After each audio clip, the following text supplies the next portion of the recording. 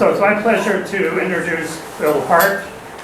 Seeing all of you that are here, many of you are acquainted with Bill and his position at the Middlebury College. There was a wonderful video done of him by the students. So if you didn't know it, he grew up in Ohio and was one of, how many children, Bill? Three. 3 children. He did his undergraduate work at Ohio Wesleyan, and then he embarked on several careers before he became an academic. His first career was in the theater. And maybe you know that if you've attended one of his lectures. And amongst the highlights, he went to New York for this. He appeared in the play One Flew Over the Cuckoo's Nest. Not sure what party play, but according to the student interview, the next big occasion was King Lear in Central Park, where also in the cast that day was James Earl Jones.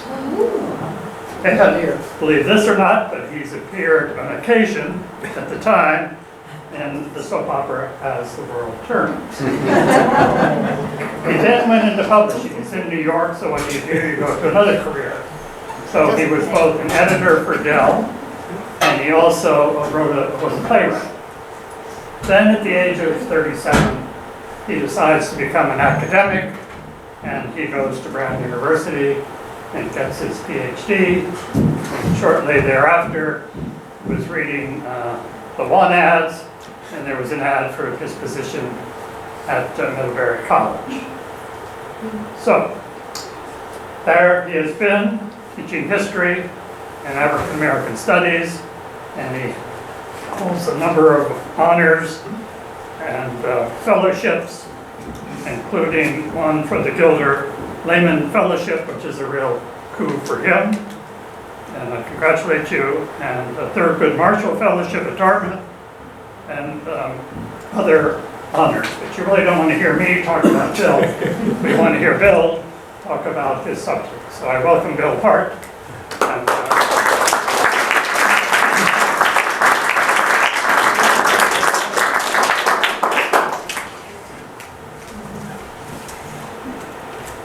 Thank you, Bill. I'm going to see what I can do about getting that video offline. So, I sound like a slacker here, doesn't know what direction to go, but I think I finally made the right decision. I've been here since '93, and have a little more time left before I call it quits. But anyway, boy, I didn't expect to see this many people here today. Thank you very much for turning out. There are a lot of other talks going on in town this evening where you could maybe learn more than here, but we'll see. So I want to thank Eva for inviting me to give this talk tonight that I've titled Sinners, Prophets, and Seers, Moral Reform, and the Second Great Awakening. Do I need to say that Eva's my wife as well? You know so many things about the virtuous. Now you know. Okay. Well, I'm here to give a kind of a historical and contextual overview for Spiritualism, what this wonderful show is all about, downstairs and upstairs. There will be others subsequent Thursdays speaking specifically about Jewett and other spiritualists. So I urge you to come back the next few Thursdays to hear those talks. But I'm going to be speaking about basically the context for spiritualism rooted in what historians call religious revivals, awakenings, and reforms of the early and mid-19th century. I like teaching this period of American history because, to me, I am always reminded of what courage it took for these men and women to embark upon these reform movements. Incredible courage to launch into the anti-slavery movement or the women's rights movement or the temperance movement. And I don't know if I have the courage to do what they did, the sacrifices they made, but it took remarkable people from Frederick Douglass to Wayne Garrison to John Brown and Lucretia Mott and Elizabeth Cady Stanton and others who I'll be talking about later on in this talk. But what they were engaged in is, many of them, is radical reform. And the definition of radical means is root, get at the root of things. They were trying to get at the root of society that they considered were infecting society and bring about some kind of change. And many of them identified slavery as one of the ills of society, the oppression of women. I'm not going to talk about Sabbatarianism, but there are a lot of reformers who are calling for the resecularization of Sundays, because you could do business on Sunday, you could gather your mail on Sundays, etc. So a lot of people are asking for making the Sabbath holy again. Child labor laws were not in existence at this particular time. You read a lot of accounts of children being injured, working in cotton mills in Lowell and Lawrence and elsewhere by this great machinery. But these are just some of the things that I'm going to be talking about today.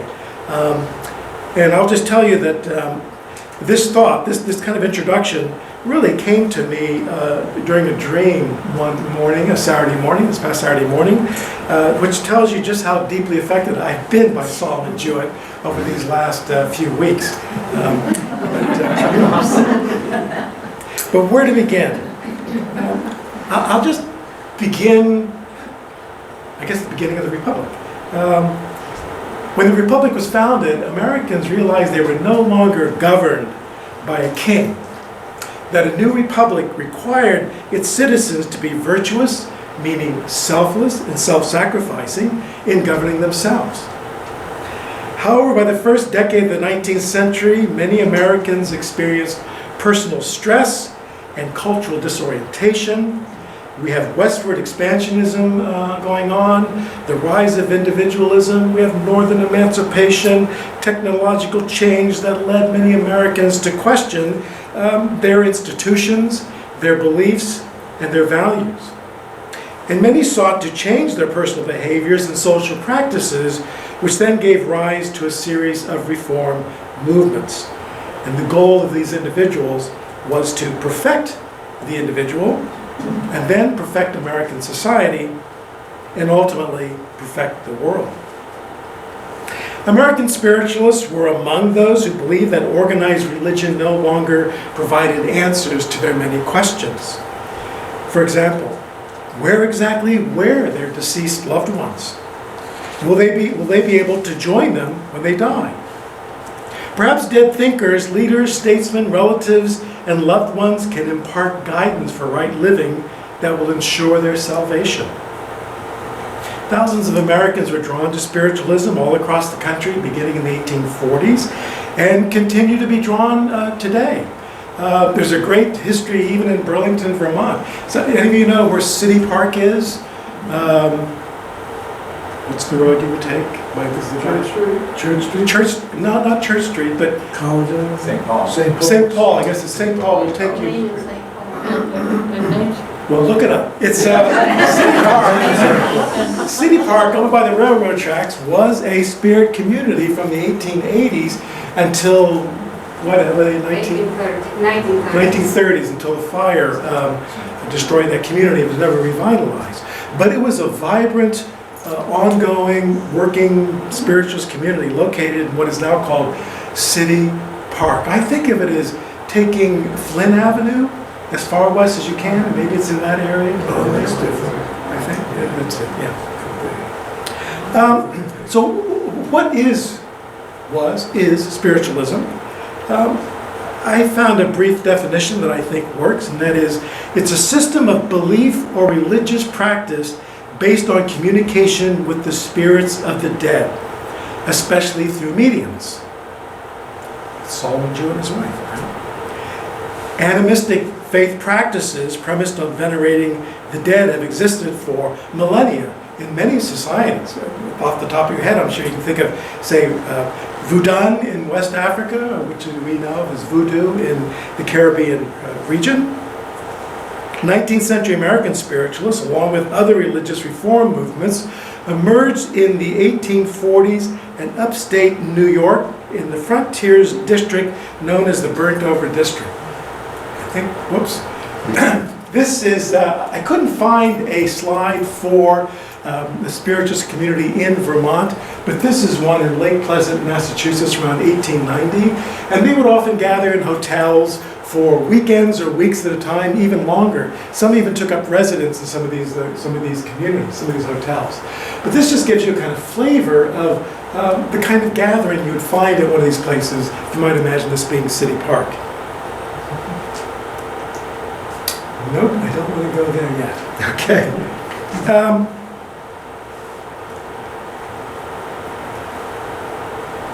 Or do I? I'm sorry, I didn't write down these numbers of where I wanted to go. That's right, we'll get there. So much of this activity took place in the burnt over district. I do want to go there, I believe. Right. Let me go through. Oh yeah. So the upstate New York became a very heated area. Hence the name, the burnt over district, because of all the fiery evangelical preachers who were there. And historians are asking, why the burnt over district? Why upstate New York? And they point to a combination of factors.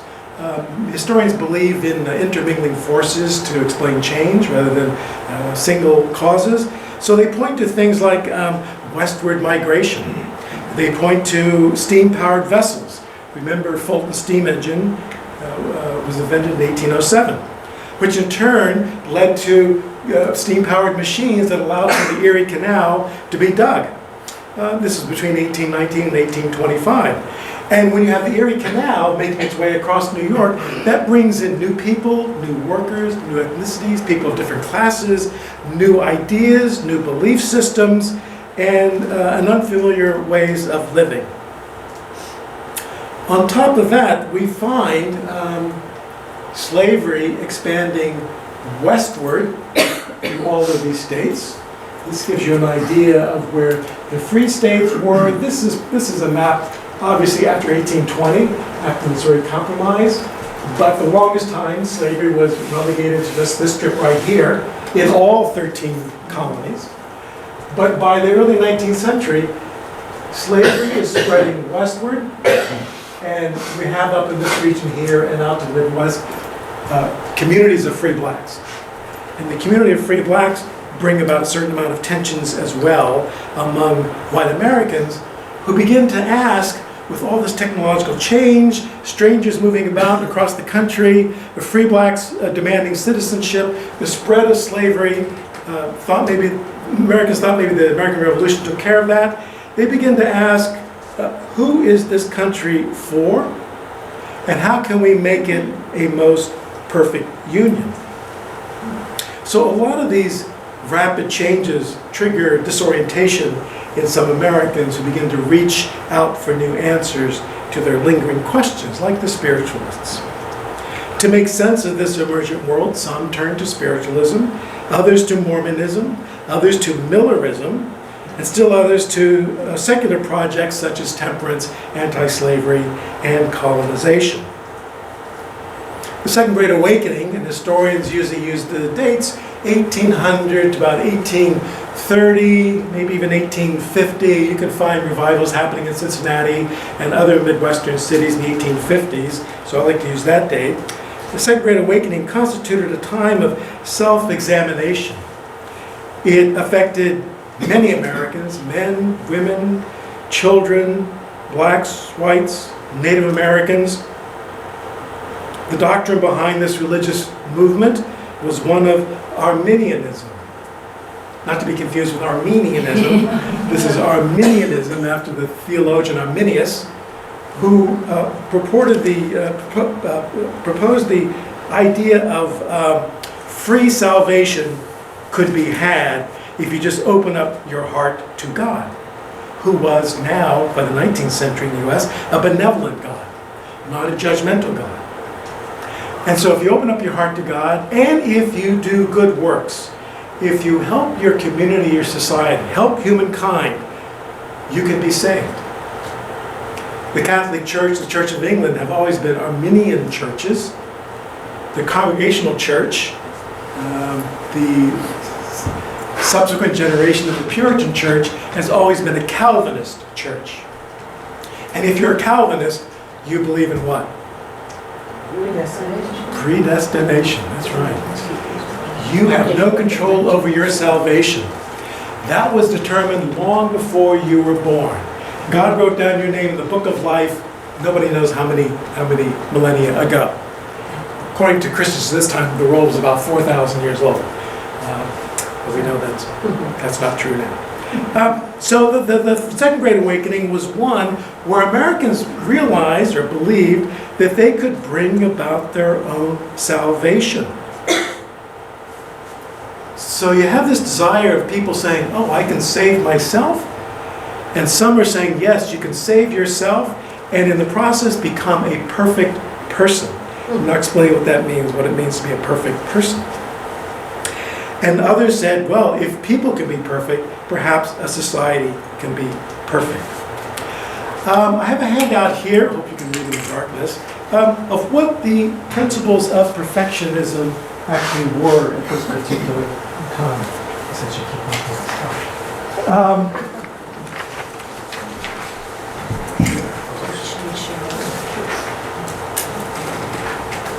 I only made 25? We'll share. Okay, thank you.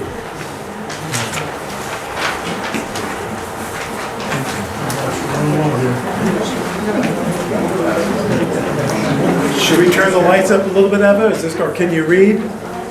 Can you read okay? Would you like a little light? A little light? Or I can read it to you. Does everybody have enough? Use your phones. Yeah, sorry I didn't make enough copies. Well, there were 7 theological principles of this Second Great Awakening. I'll read them out to you if you're unable to read in the dark. The first one is that human beings can be touched personally with God. Can be in touch personally with God. Second one is God is benevolent. The third is God and human beings work together in salvation.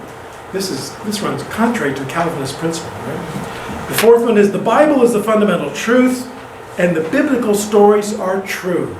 They are history. They are God's exact words. The fifth one is post-millennial thought. There'll be 1,000 years of perfection, then Christ returns and the world ends. We call this the Second Great Awakening because there was already an awakening in the 18th century, 1730 to 1760, and that principle was pre-millennial thought. And that was that sometime Christ will return, and then there'll be 1,000 years of bliss, and then the world will end. By the time we get to this part of American history, these theologians begin to embrace a kind of post-millennial thought. And that means that the world has to be perfect for 1,000 years before Christ dares to return for the second coming. So post-millennialism is what defines the Second Great Awakening. And once God returns, then the rapture, I suppose, takes place. Number 6, the U.S. must be converted, meaning perfected first. And to be converted, you must be converted to the true religion, according to these evangelicals, which is Protestantism. Protestantism. It almost doesn't matter if you are Methodist or Presbyterian or Baptist, just so long as you are Protestant. That's considered the perfect religion. And then finally, Americans are God's chosen people. So these are the 7 principles of perfectionism. And there are 5 consequences to this perfectionism.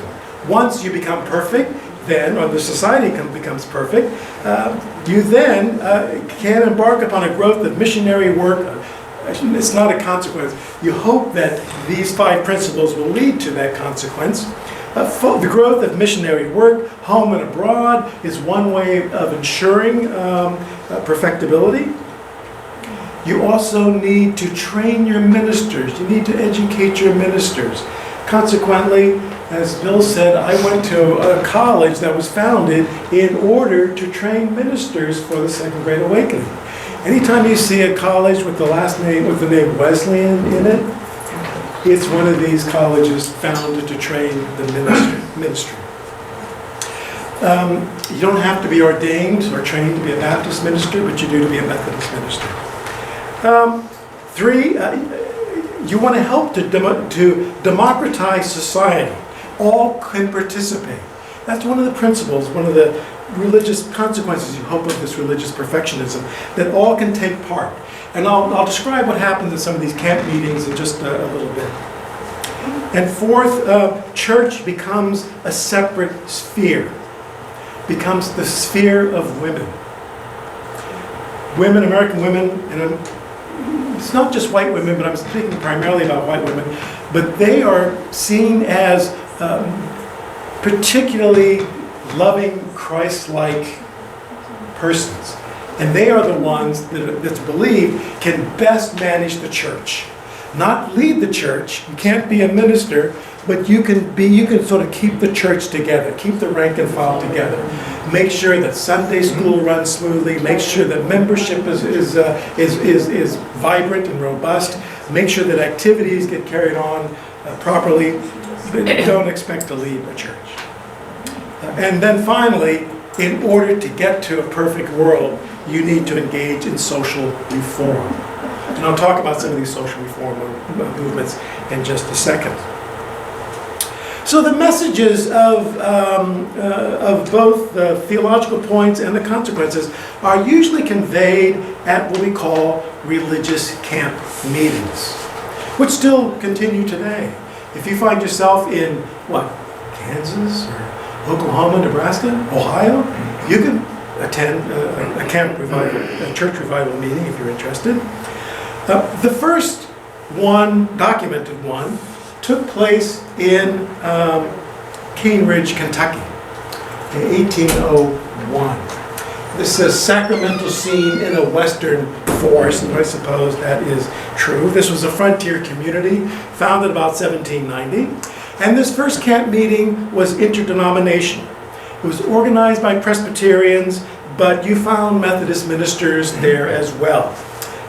This usually lasted for a week or two, and the people who were there sang hymns. They listened to all kinds of evangelical preachers preaching. They stirred up great emotion. There were individual conversions. There were mass conversions. And the people sang over and over again a great hymn with the title, Stand Up for Jesus. Should we sing it, Dale? Stand up for Jesus, ye soldiers of the cross. Wow, that's it. More than one voice out here, I heard. Wow. I didn't know that song in 1800. That's impressive. It's a later version. Wow.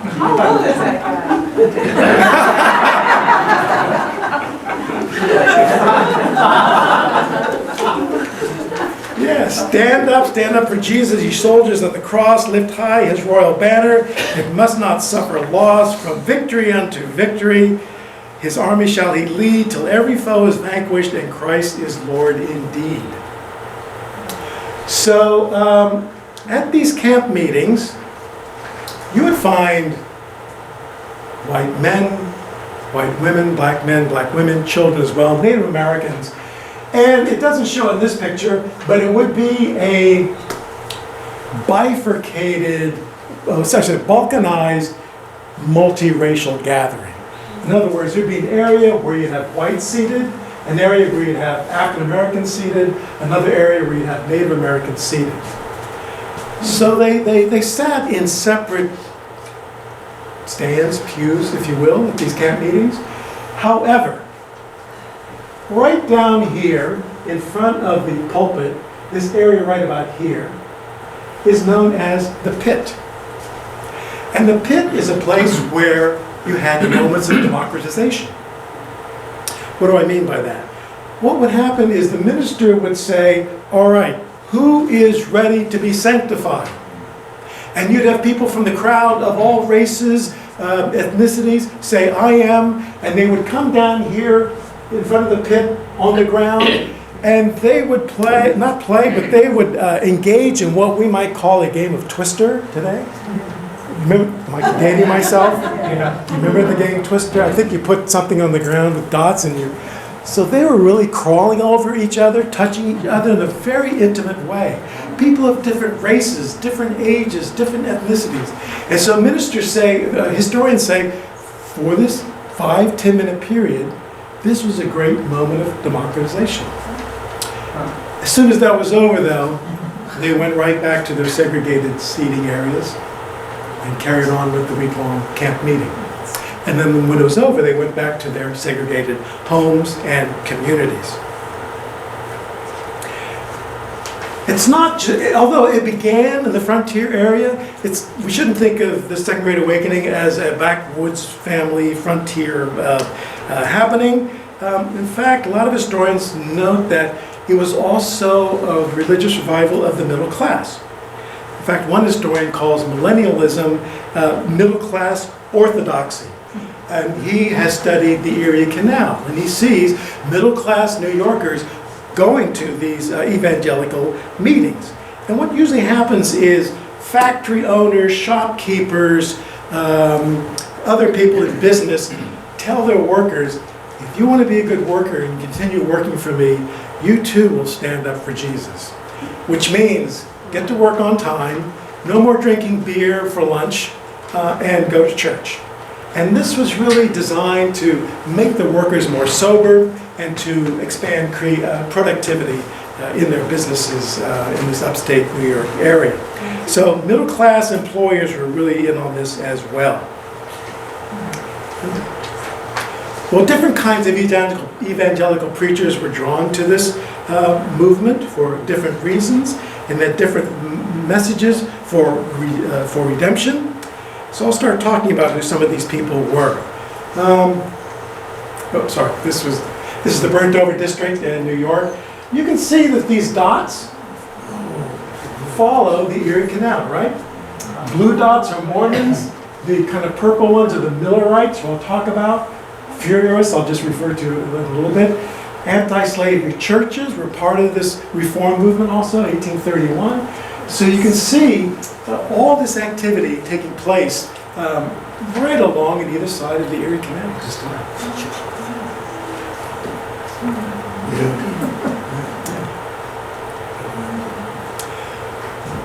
So this chart on the right-hand side is on display downstairs. It's downstairs. Chronological chart of the world, a chart of Daniel's visions. Concocted by William Miller on the left-hand side. William Miller was born in 1782 in Pittsfield, Massachusetts. Died 1849 in a community called Lowhampton, New York. But for a time, he lived in Pulteney, Vermont, as a young husband in his 20s. And about this time, in the 18 teens, when he was living in Pulteney, he devoted himself to studying the book of Daniel. And he was sure that the reference to cleansing the sanctuary meant the destruction of earth and Christ's return. Post-millennial thought, right? There has to be 1,000 years of bliss. The earth will end when Christ returns, but first has to be perfection. Miller was a Baptist who turned deist, and he philosophized that the world would end somewhere between March 21st, 1843 and March 21st, 1844. From the late 1830s onward, he attracted a vast following of middle-class believers, many of them from right here in Vermont, who called themselves, of course, Millerites. But when Christ did not return during that year period, that moment was labeled the Great Disappointment. They waited another 7 months, thinking they were reading the messages in the Bible saying, well, the end date is March 1844. He'll be here by October. He doesn't come in October, and they label this the Great Disappointment. But at this time, most Millerites do admit that they were mistaken. They say, oh, the great cleansing, that didn't really refer to the earth. That referred to heaven. The great cleansing is heaven. And as for those of us who have been saved, that's where the great cleansing is. Your soul will be cleansed, and that means that you will get to heaven. Well, shortly after this, Millerism kind of dies down, and it goes in the direction of the Seventh-day Adventists, which, as you know, regard Saturday as a Sabbath, and Many of the adherents of Seventh-day Adventism observe dietary restrictions similar to Jews. They feel like they're in alignment, in brotherhood with Jews and Judaism. And it continues today. Seventh-day Adventism is pretty big in the United States, and many of them still believe that Christ is on his way. They just don't know when. So I urge you to go downstairs and take a close look at this chart. It's really stunning. Been in the collection, do we know how long? Yeah. And look at the color of this. I mean, this captures some of the color, but if you go downstairs, it looks like there's an luminescence. It's so brilliant, it's so bright, it's wonderful. Well, perhaps the best known of the evangelicals is this guy. Charles Grandison Finney. Best known, probably evangelical of the Second Great Awakening, mainly for his work in the burnt-over district. He's sometimes called the father of modern revivalism. He was born in Warren, Connecticut, lived in Oberlin, Ohio for a while because he taught at Oberlin College. And while at Oberlin, he advocated the enrollment of African American students, and he worked with the Underground Railroad Network while he was there. He was an untrained Presbyterian minister, but he was a fire and brimstone kind of preacher. And he promoted the principle of Christian perfection. Christian perfection. He preached mainly in the Rochester area and down in New York City.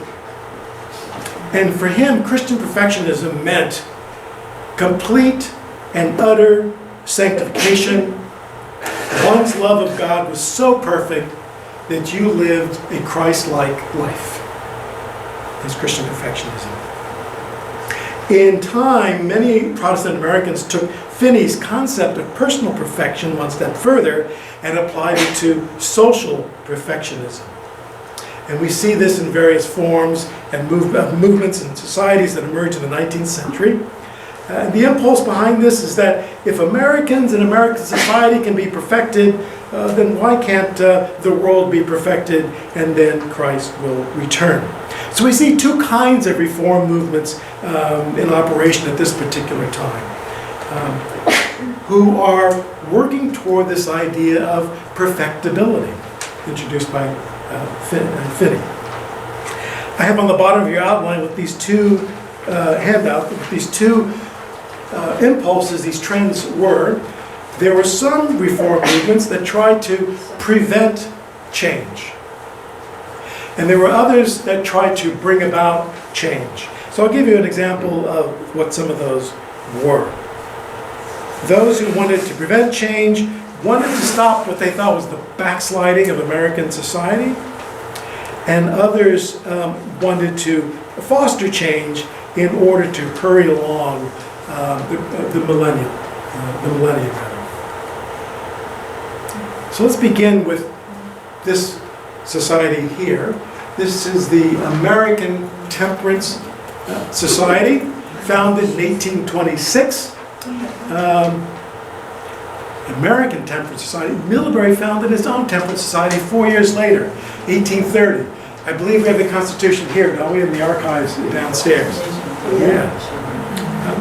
By 1834, the American Temperance Society boasted a membership of 125 million people, and their agenda was to get immigrant men, read Irish, get immigrant men to consume less alcohol and end the phenomenon of mothers and children being left penniless, persuade through moral suasion. That doesn't mean grab them by the collar or lapels and shake them. That means you simply represent yourself as a model of right Christian living for others to emulate. So this society was formed in order to prevent what they considered further slide into poverty, licentiousness, and alcoholism. And so you can see the culprits that are identified here are gin, rum, brandy, and whiskey. Gin is really an English drink, brandy a French drink, whiskey American, rum is a New England drink. My institution, Brown University, was founded on the rum trade. Rum trade and slave trade. And a lot of New England merchants became very wealthy making rum.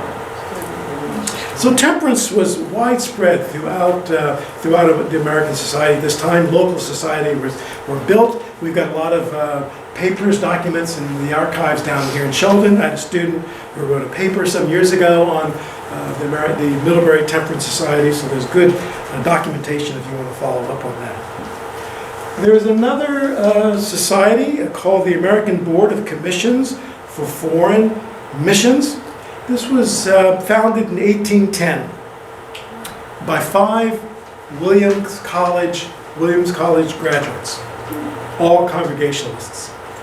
And their idea was to spread the gospel abroad in order to perfect the world.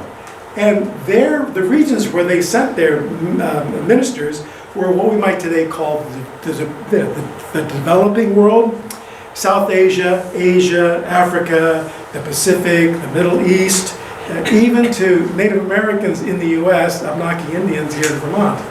But this is a certificate that you would get if you contributed to the American Board of Commissioners, donated money to help found mission schools. And so here's an example of where they would have been. The Kolhapur in India, which is on the the west coast of India at this particular time. They sent missionaries all over the globe. They were distributing Bibles and other religious tracts. They were building church schools. They were proselytizing, trying to convert, they wouldn't say non-Christians, they would use another word, people to the true religion. In fact, 2 Middlebury graduates were so excited by this that they participated in this project, within the first 8-9 years of its founding. This would be Pliny Fisk and Levi Parsons. They both graduated in 1814. Pliny Fisk went to Syria in 1825. They both went out in 1819. But Pliny Fisk died in Syria in 1825, and Levi Parsons died in Alexandria, Egypt in 1822. But they thought it was important to advance the work of the ABCFM. So their idea of stopping change was to halt the growth of what they would consider heathenism or non-believers. Another society would be the American Colonization Society, founded in 1817. I like the color on the left, but you can't read it very well, so I just gave you a black and white one. The text is much clearer. Can you read the signature here? Henry Clay. Henry Clay, yeah, one of the founders of the American Colonization Society. So was Francis Scott Key, who gave us the poem for our national anthem. In fact, Francis Scott Key was a commencement speaker here at Middlebury in 1826, and he turned the commencement into a fundraiser for the American Colonization Society. There were other proponents who liked the idea of colonization. Abraham Lincoln, even William Lloyd Garrison embraced colonization before he became an abolitionist. What colonizationists wanted to do was they considered their project a benevolent humanitarian project. They said, we know that the United States is a racist country. This is 1817. It was founded December 31st, 1816, but the first meeting was January 1st. We know the United States is a racist country. So how about if we help you free blacks leave this country and found your own republic in your own guise in Liberia, West Africa? They thought that was a good idea. Most African Americans did not. There are the founders of the Methodist Church in Philadelphia, Absalom Jones and senior moment, Absalom Jones and I'll get his name. They asked the congregation, 3,000 people in 1817, after this organization was founded. They said, here's a project where you can get out from underneath the racism in this country and you can be in charge of your own republic in Liberia. What do you think? And the 3,000 congregants shouted out a resounding no. They considered the U.S. their home. We're talking about a generation of African Americans who were born in the United States. They talk about sending free blacks back to Africa. They weren't going back to Africa, they would be sent to Africa. But they thought that West Africa was the natural homeland of free blacks, and that's where they would be happiest. So between 1822 and 1900, in fact, the American Colonization Society just closed up shop in 1964. Between 1822 and 1900, only about 15,000 African Americans went to Liberia. In 1900, there were just under 9 million African Americans counted in the census at that particular time. But not all African Americans denounced colonization. I'm writing a book now on a Middlebury graduate. His name is Martin Freeman. He's from Rutland, Vermont. Was enrolled at Middlebury College in 1845. I didn't bring a picture of this, I should. Graduated in 1849 as the salutatorian of his class. There was no valedictorian then. That's a 20th century invention. He was the salutatorian, number one in his class. And in time, after not being able to get a job, he was hired by Avery College in Pittsburgh, which is a short-lived African-American college. Taught math and natural sciences there for a while, and then became president in 1856, about the age of 30. And he remained president there till about 1964, and he met a bunch of black intellectuals in Pittsburgh. Pittsburgh was a vibrant community of wealthy, industrious, professional, academics, thinkers, teachers, etc. Martin R. Delaney was one of them who he met. And Martin R. Delaney said throughout the 1850s, we got to get out of this place. And so Martin Freeman agreed, and he was the secretary of his African expedition project to scout out land in Liberia. And Martin Freeman bought land in Canada, just in case the apocalypse hit. And then when the Civil War began in 1861, Martin R. Delaney said, I'm here to fight for the cause. So did other black nationalists as well. And they recruited black soldiers from the Massachusetts 54th and other regiments. Martin Freeman left. He went to Liberia in 64, taught there, became president of Liberia College, and died in 1889 at the age of 62. He hated every single day he was in Liberia, but he said, I will never return to the United States. He did for medical treatment, he did to collect books and supplies and things like that. But those who left were mainly either the intellectual elites, the intelligentsia of African American society, or they were the lowly. They were newly emancipated slaves.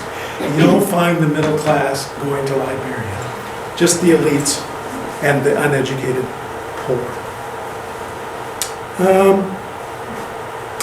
So these are some of the societies, I could talk about more, but these are some of the societies that tried to stop change. The American Colonization Society said, we don't really want free blacks being citizens of these United States. Who is this country for?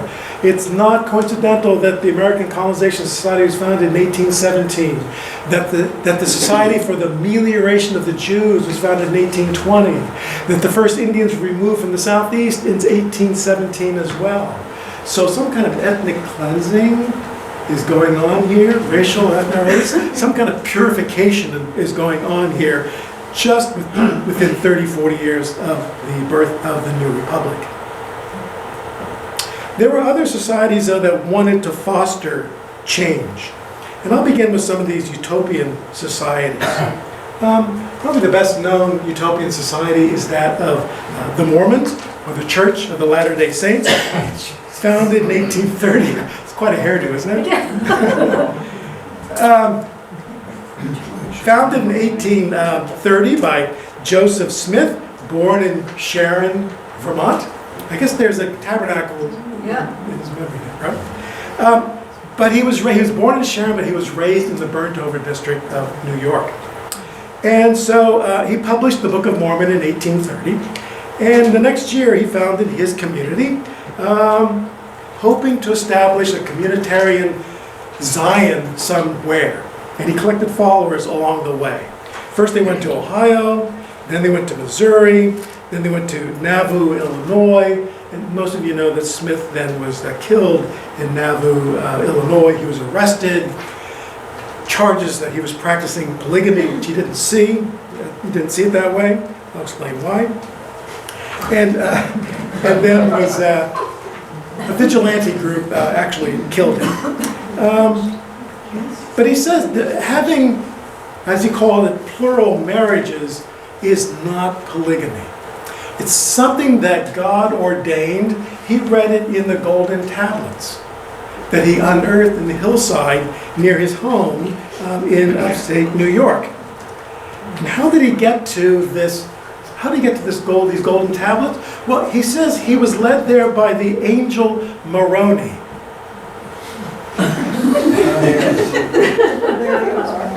You were there. You know, you were there. You were an eyewitness. All right, led by the angel Moroni, and he was a seer as well. His parents would put him in, not carnivals, but in markets, for example, and people would come to him and they would ask him questions, and he would put a stone in a top hat, and then he would put his face in the top hat, and he would be able to read something and tell them, give them the answer to their question. And that's also how he translated the Book of Mormon from this faux hieroglyph to English. He put his face in a hat and he sort of, not imagined, but clairvoyantly, he was able to translate the Book of Mormon into English and make sense of it. And that's where he claimed he knew of God's commandments. So most historians believe that what we're looking at, the Book of Revelations, is a series of, the Book of Mormon, is a series of revelations that came to Smith, because these revelations are set in a pre-Christian world that actually prophesy Christianity. And among the many ideas that he was able to discern in this text, which he claimed are God's words, is that God and Christ are actually corporeal. And that you and I can also become godlike through plural marriages. Because through plural marriages, you seal your covenant with God many, many times. Polygamy caused a rift. I hope there are no Mormons in here. Are there any Mormons in here? Polygamy caused a rift among his followers, which led to Smith's execution, of course, vigilante style. And after Smith died, then we had Brigham Young leading the Church of Latter-day Saint members to Salt Lake City. And Brigham Young is also a Vermonter. I hope you see a pattern beginning to emerge here. They go to Salt Lake City, and President Buchanan in the 1850s is really on the verge of sending out the U.S. Army and wiping out the Church of Latter-day Saint community. He considers them sinners, false believers, and disruptors of the Republic. But he doesn't. He stopped, prevented from doing that. But these Mormons are after a kind of perfectibility in their own image. Another reformer of a utopian community will be Robert Owen on the left-hand side. His community is that of New Harmony in Indiana, if any of you have been there. This is a stylized drawing of what he hoped New Harmony would look like on the left. Didn't actually look like that, but that's his vision for it. Robert Owen was a wealthy British textile manufacturer and philanthropist. In 1824, he heard about a community in Indiana named Harmony that was for sale. And he in England hated seeing what industrialization was doing to England. The bad air, workers were overworked, growing income inequality, disappearing countryside. So he traveled to Indiana thinking maybe I can establish a community that gets away from this pressures of industrialization. So he goes to Harmony and he buys the town in 1824 for $135,000, which today is $3.5 million. And he envisions transforming New Harmony into an agrarian, planned community that stresses cooperation over competition. He leaves his son in charge, big mistake.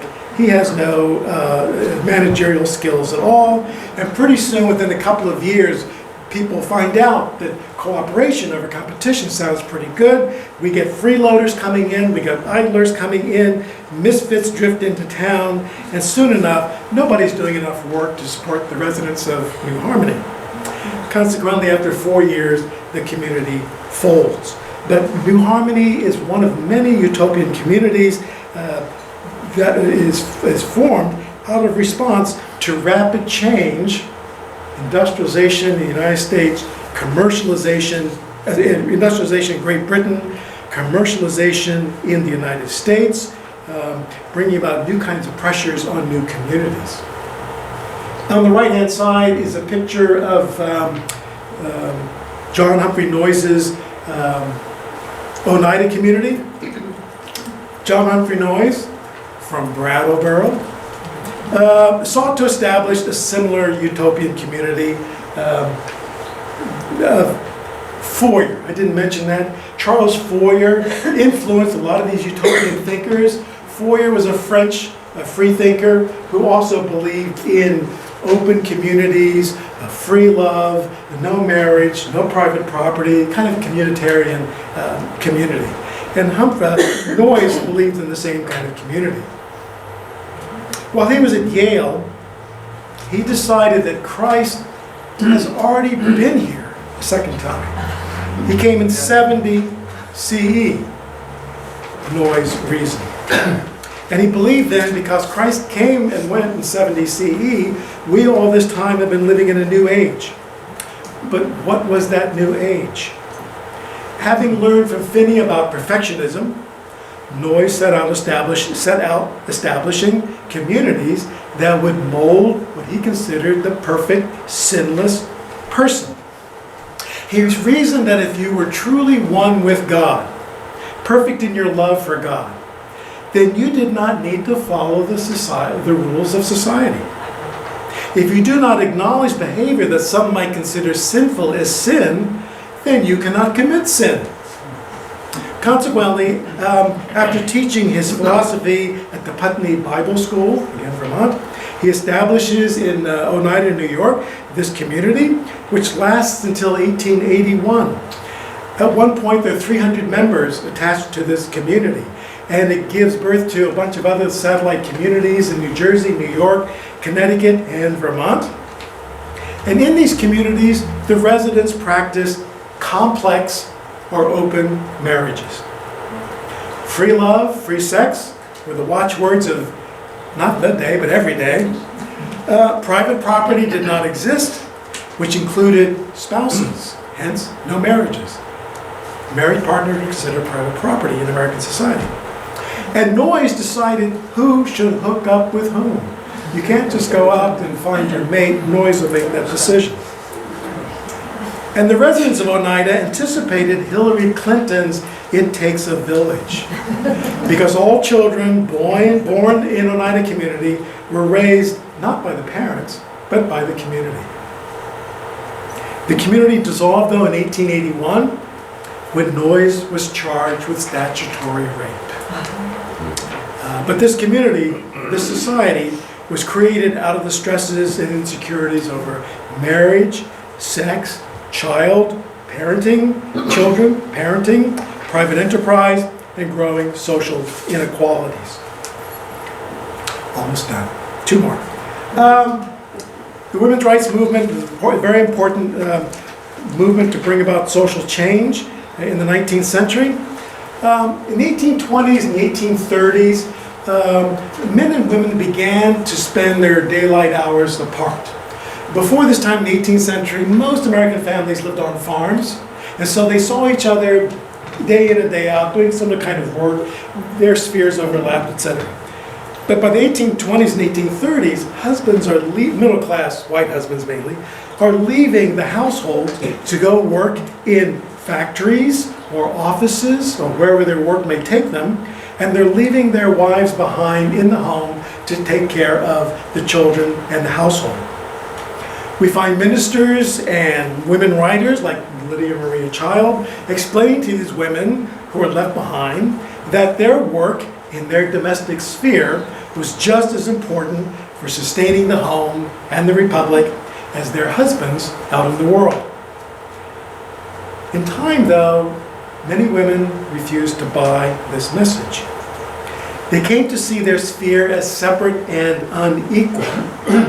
They reasoned that if their sphere and work was just as important and as equal as the sphere of men, how come they could not vote, could not own private property, could not go on to higher education, could not be elected to public office?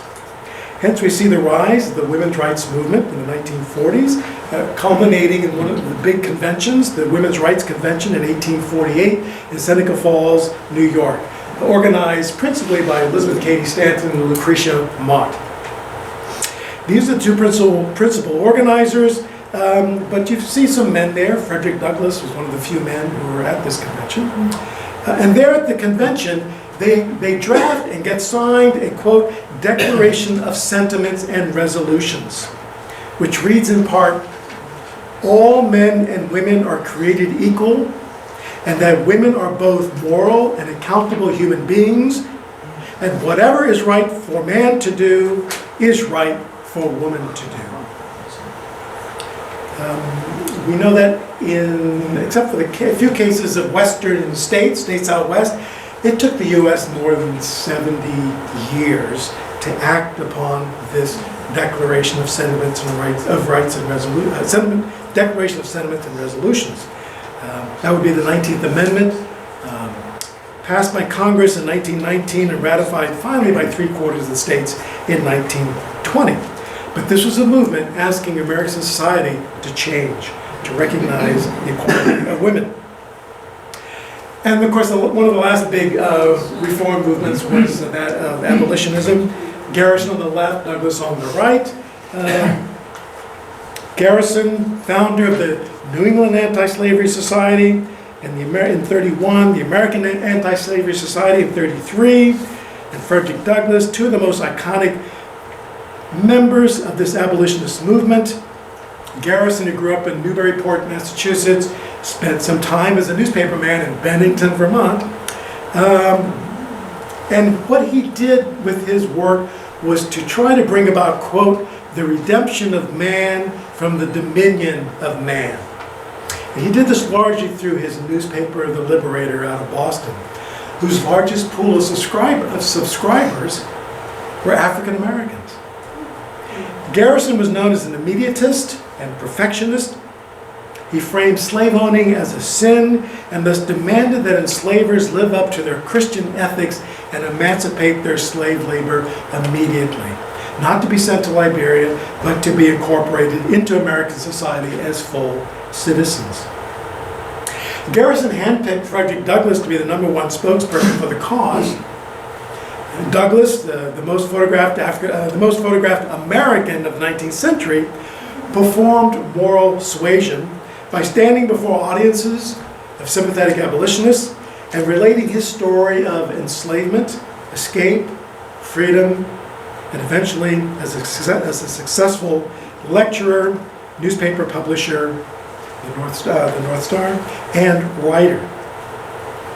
But even before Douglass and Garrison joined up, Vermonters, most of whom were colonizationists from 1819, I didn't mention it, but I think I have it on your outline here, that the American Colonization Society, founded in 1817, asked states to found their state auxiliary societies. Vermont was the first one, 1819. The state with the smallest number of African Americans was the first state to form an auxiliary colonization society. Because Vermonters saw this as a humanitarian project. not really one of ethnic cleansing. But anyway, in 1834, a year after the founding of the American Anti-Slavery Society, the Vermont Anti-Slavery Society was founded right here in Middlebury. 1834. The documents are right downstairs here in the archive. The following year, there were several communities founding their societies. The Addison County Vermont Anti-Slavery Society, even though it says Middlebury here, 1835, this really became the Addison County Anti-Slavery Society, I believe. But you can see that there's a Hancock Society, a Granville Society, Moncton Anti-Slavery Society. You can look at all these documents again downstairs, and you can see all these communities forming their anti-slavery societies. One thing I find interesting is that Vermonters slowly did shift their attention over to anti-slavery activity. William Slade, governor and congressman for Vermont, was a very, very ardent abolitionist. So perhaps we shouldn't be surprised when in 1843, when Grandison and Douglass organized their 100-city tour to spread the message of abolitionism in places in Vermont, Pennsylvania, New York, Ohio, and elsewhere in the Northeast, the very first stop of this 100-city tour was Middlebury, Vermont. I think because of probably Governor Slade. And it's interesting, I won't go into too much detail about it, but the Middlebury boys, college boys, almost drove Douglass out of town. They put up posters all around the town saying, "Arrest this criminal, he has stolen himself." Technically he had, right? He ran away from slavery. They said, "Arrest him, he's a fugitive from justice." They went to his talk, they tried to disrupt his talk. A lot of Middlebury citizens boycotted the session, the 2 or 3 day session that they were here. And when they did attend the session, there was a lot of critical exchange back and forth. Doesn't help that Grandison and others said, the problem with communities like Middlebury and other Vermont communities is that your ministers are the problem. They're not taking a stand on this critical issue. And they weren't. They didn't want to alienate their congregations. So he didn't make too many friends here in Middlebury. However, when he scooted up to Ferrisburgh to be with the Robinsons, he said, "I got such a warm reception there in Ferrisburgh. I love the Robinsons, are good friends." He was treated well there. But Douglass and Grandison and other abolitionists simply are asking the United States society to change, to live up to the ideals and principles embedded in the Declaration of Independence. All men are created equal. Which finally brings us back to then the Rutland Convention of 1858. And Bill, let me see if I can go back to this slide, which I somehow missed earlier in the talk. Yeah, the Rutland Convention, 1858, a very interesting convention. The pamphlet is downstairs as part of this exhibition. It was a convention of myriad reformers and reform movements. If you look at the pamphlet on the conference, you'll see there free love advocates, anti-marriage advocates, anti-slavery advocates, spiritualists, reformers of every kind, anti-established religion advocates who say the Bible doesn't speak the truth, women's rights advocates, free speechers. In fact, the convention is billed as a free speech convention. I believe so that the entire panoply of reform voices could be heard. I believe one of the early resolutions of this convention is that all speakers shall be allowed to speak without fear of censure. I don't think we know where this convention took place, do we? No. Bill, would you know on this map? Or might have No, I'm not familiar with that convention at all. Well, we need to do further research. But the point is that these conventioners like the spiritualists in this exhibition here, sought to live a more fulfilling, more perfect life by asking American society to change. And I will stop there. So thank you very much.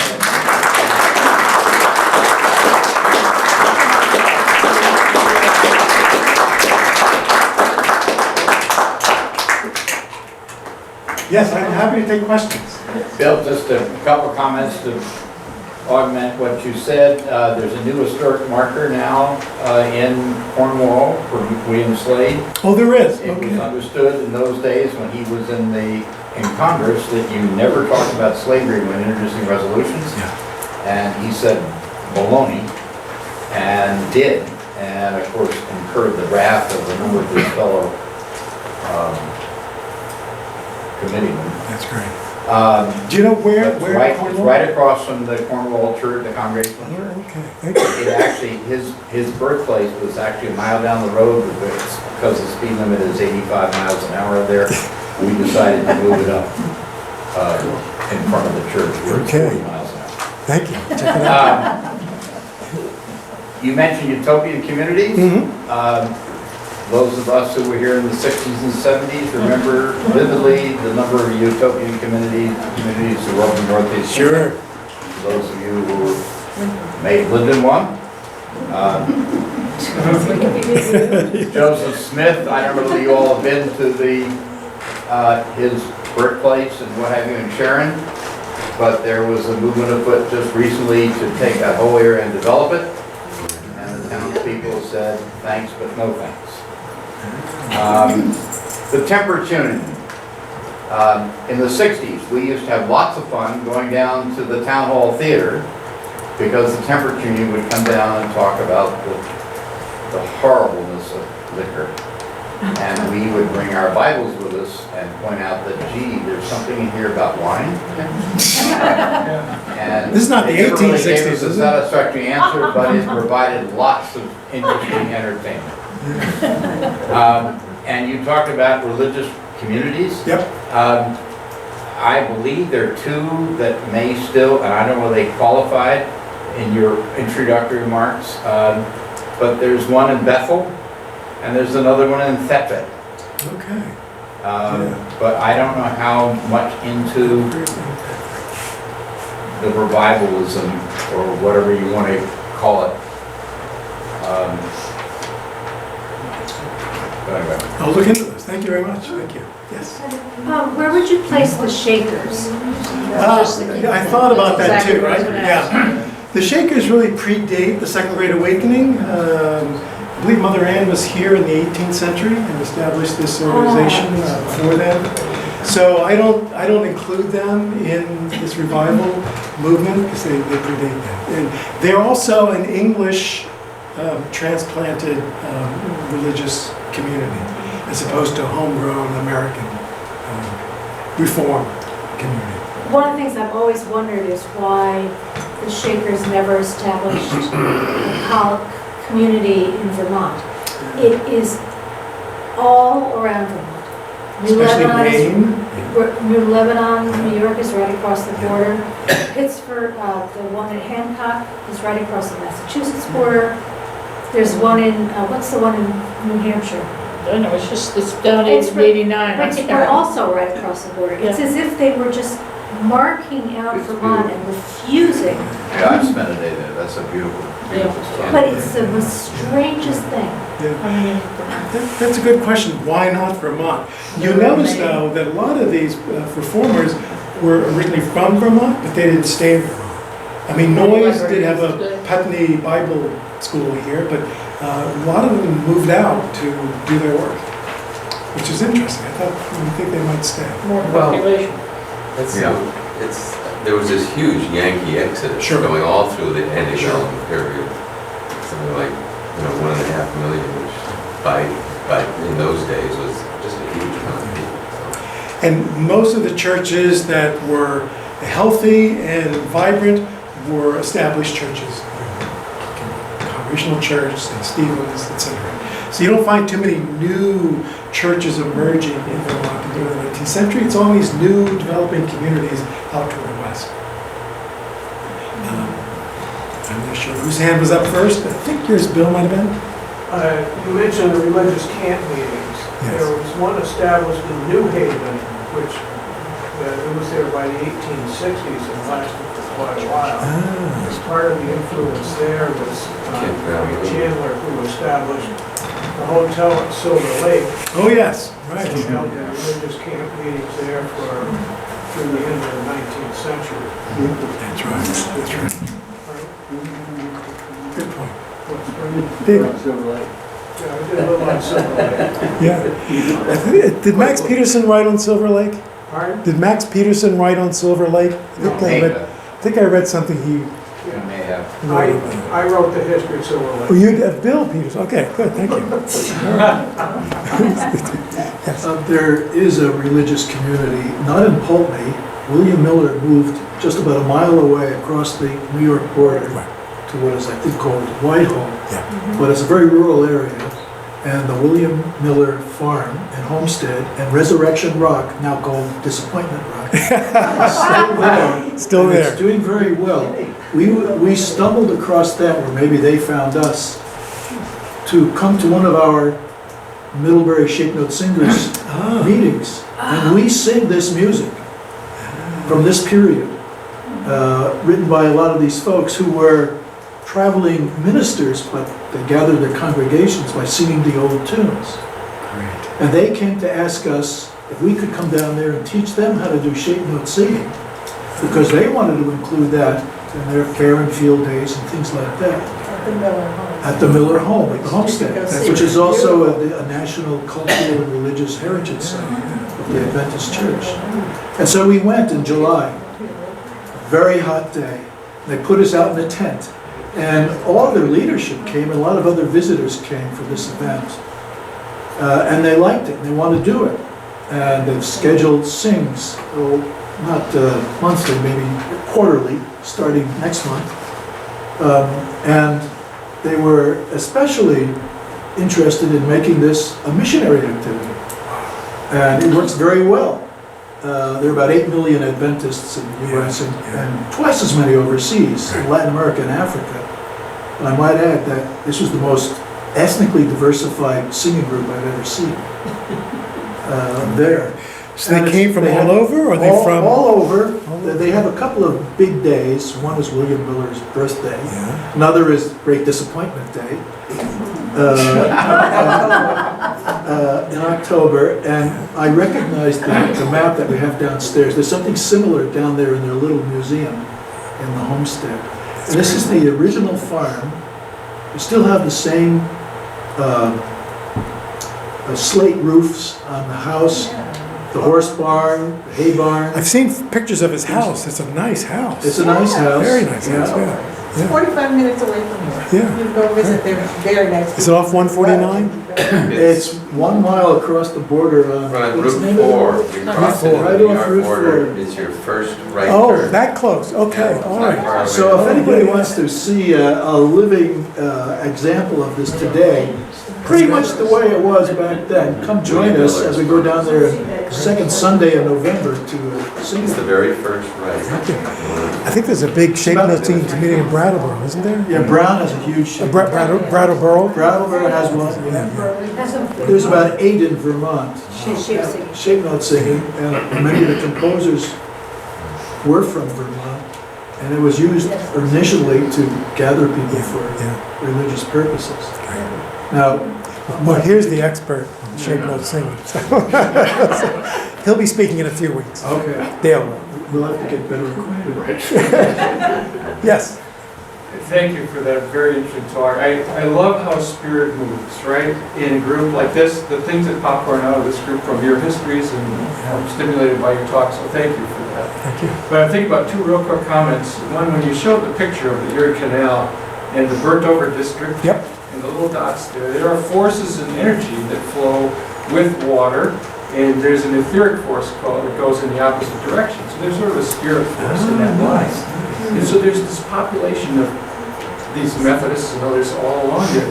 So when I drive back to Michigan to teach, I go along Interstate 90, and there's a point at which you change the radio, and all of a sudden you can tell by the radio tunings where you are. Yes. Right? It's a Bible Belt, very much. Very All much, the way through, yeah. just like that map is. Yeah. And so this idea of sort of parallel spirit lines, there's in Vermont here, there's a marble line that comes through here, and it's almost the parallel line of Solomon Jewett, is spiritualists. And there's something about, to me, the connection of earth energy and people energy related to stone. Why do we carve marble? You know, and we put it into our Supreme Court, right? And all these other monuments you talk about different things. And I just wanted to share that out of this, there are two commemorative carvings that are just now done, one just last year. It's the 54th Regiment that you mentioned, sits on the north wall of the bank in Rutland. Oh. And just being finished at the Carving Studio and Sculpture Center is Martin Freeman. And also in that series of sculptures that's being done, there will be another Vermonter, Bill Wilson. So many things initiated in Vermont, and there's a spirit here that's quite profound. Look up George Perkins Marston. Oh, sure. I know about him. Yes, yes. But thank you, it's powerful. Yeah. Thank you for those comments. Yeah. Thank you very much. I just wanted to make a couple of announcements. As you can see, we have 4 more talks related to this exhibit coming. And all of them on Thursdays at 7 p.m. with the exception of, so next week will be Joe Citro.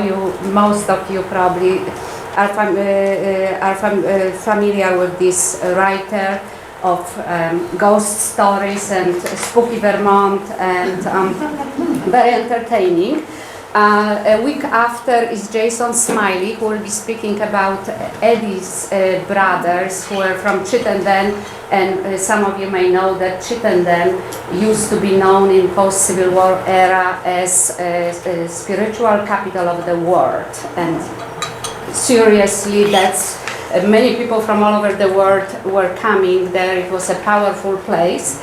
So independent researcher who is writing a book about Eddie Brothers will be here. During the Halloween week, since Halloween falls on Thursday and we'll be all handing candies to children, we decided to have a night at the museum on Wednesday, October 30th, and it's going to be free event to the public. And we are working to have some spirits to taste. But the site is geared towards adults. And we'll have also a storytelling event. So if you have some stories about ghostly experience or spooky experiences, we hope that you will share with community members here. We'll have some other events around it. So please come and bring your friends and be here. And then on November 7, Professor Cockrell will be speaking about Hutchinson family of musicians. And then we will end the series with Professor from Champlain College, Steve Vehemeyer, who will be speaking about his research about modern day spiritualism and art. So please come, bring your friends, and thank you for coming.